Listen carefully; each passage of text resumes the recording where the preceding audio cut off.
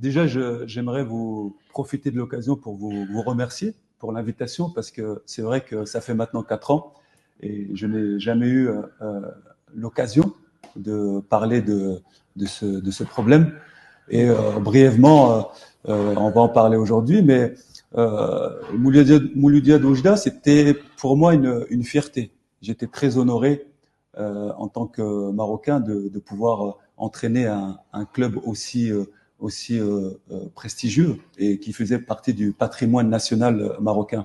C'est un projet qui m'a été présenté par le président Serwar à Paris, et dans lequel il avait le rêve de construire un très grand club dans l'oriental, d'accord, notamment avec la formation, avec une équipe compétitive, avec un département marketing et communication compétitif aussi, un département juridique et financier. En fait, un club à l'image de ce qui se fait en Europe. Et pour moi, ça rentre dans mon champ de compétences. C'est pour ça que j'ai tout de suite sauté sur le projet.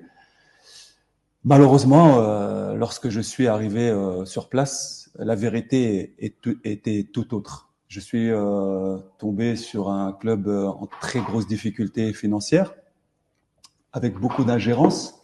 Et le nœud du problème, en réalité, c'était des gens du comité qui n'avaient aucune compétence pour pouvoir faire du scouting, pour pouvoir recruter, qui m'imposaient des joueurs.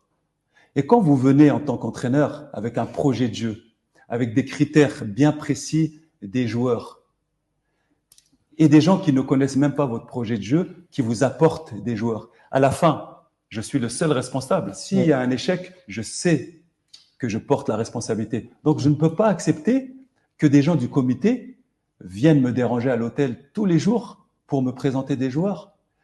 Et donc, c'est là que ça a commencé, c'est que des gens m'ont fait la guerre en interne.